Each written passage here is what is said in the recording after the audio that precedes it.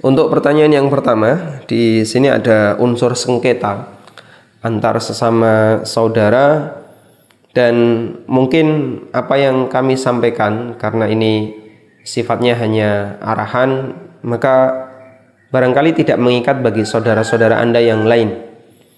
Sehingga pertama kami minta kesadaran masing-masing untuk kemudian berusaha menjaga kerukunan dalam saudara, jangan sampai pecah gara-gara rebutan masalah harta yang diberikan oleh orang tua. Itu prinsip ya. Meskipun apa yang disampaikan oleh seorang ustadz, Anda bertanya kepada seorang dai atau ustadz siapapun yang ada di sekitar Anda, mereka diminta untuk menengahi, itu sifatnya hanya arahan. Dan arahan seperti ini tidak mengikat. Artinya sah-sah saja ketika salah satu pihak dia tidak setuju, disebabkan karena dia tidak menerima apa yang disampaikan oleh ustadz. Tapi kalau sampai ke pengadilan, kemudian hakim memberikan keputusan sesuai dengan kebijakan yang mereka berikan, maka itu sifatnya mengikat, sehingga siapapun harus mengikuti apa yang diputuskan oleh hakim. Di sini pembahasannya terlepas dari benar salahnya. Kita baru membahas dari sisi sifat mengikatnya. Fatwa itu tidak mengikat, sedangkan qadha, keputusan hakim, itu mengikat.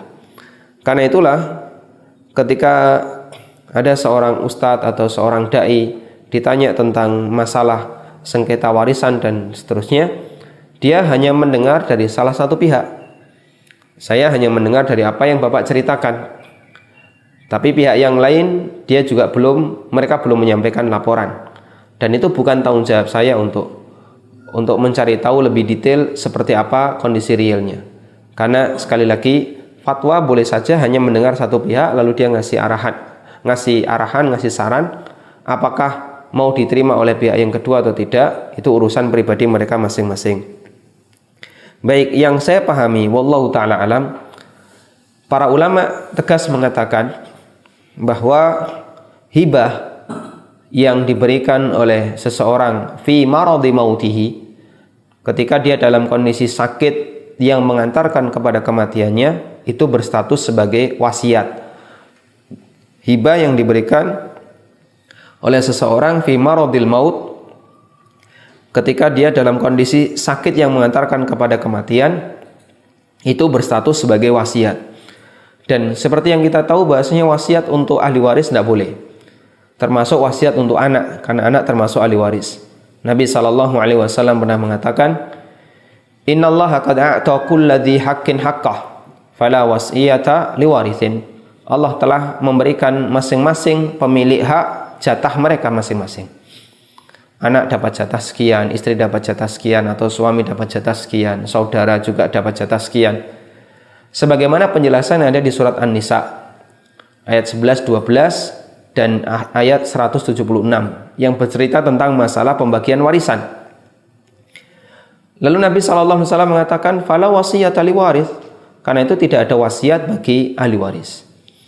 Sehingga dengan melihat realita yang ada, ketika sebagian anak dikasih kendaraan atau hibah di posisi ibu sedang sakit yang parah, yang itu merupakan sakit terakhir dalam hidupnya, maka yang kami pahami ini statusnya wasiat, dan wasiat untuk anak atau wasiat untuk ahli waris adalah wasiat yang tidak sah. Karena itu harta seperti ini tidak boleh ditunaikan dengan diberikan kepada anak yang kemarin sudah ditunjuk oleh ibu untuk mendapatkannya, yaitu anak-anak yang merawat.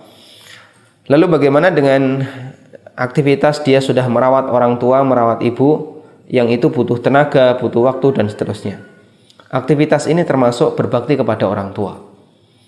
Dan kebaktian seorang anak kepada orang tua itu tidak boleh digantikan dengan minta warisan lebih. Karena yang nanggung pahala adalah Allah Subhanahu wa taala, yang menjamin pahalanya adalah Allah.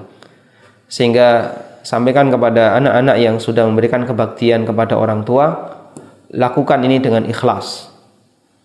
Anda telah merebut pahala saudara-saudara Anda yang lain yang tidak bisa merawat orang tua.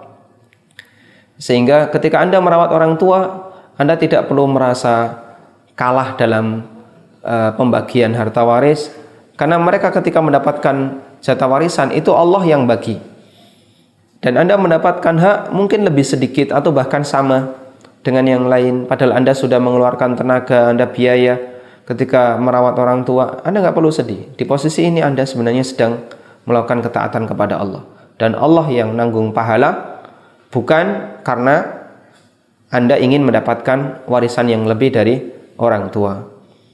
Karena itu biarlah serahkan kepada syariat yang membagi warisan, dan kalau memang ini bukan hak Anda untuk dimiliki karena ini wasiat yang tidak boleh ditunaikan, maka sebaiknya tidak perlu memaksakan diri. Dan kembali kami ingatkan untuk menekankan prinsip, mengedepankan prinsip persaudaraan.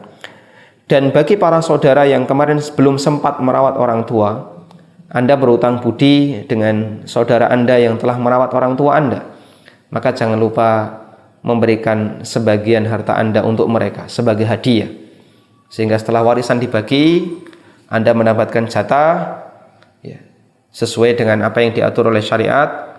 Anda misalnya berikan sekian persen warisan itu kepada saudara-saudara Anda, adik Anda yang telah merawat orang tua, sebagai bentuk rasa terima kasih karena telah menggantikan kami semua dalam menunaikan kewajiban para anaknya.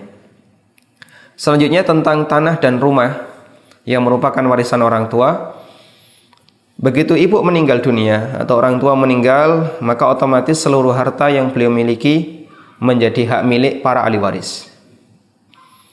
Nah, kemudian karena sudah pindah milik, maka selanjutnya adalah dilakukan porsi pembagian.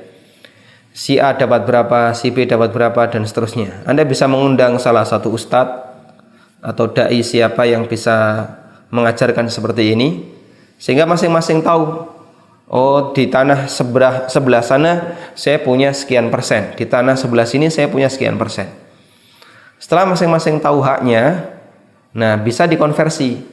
Tanah ini kalau di appraise, diprediksi harganya ketemu berapa? Misalnya dari hasil appraisal ketemu sekian M. Nah, dari prosentase tadi kan sudah kelihatan. Berarti si A dapat sekian ratus juta, si B dapat sekian ratus juta, dan seterusnya. Lalu Anda bayari mereka satu persatu sesuai dengan nilai tanah. Nah, masalah batas waktu 2 tahun dan seterusnya ini kembali kepada kesepakatan, sehingga ini sifatnya hanya teknis masalah jual beli dan tidak ada kaitannya dengan masalah fikih warisan.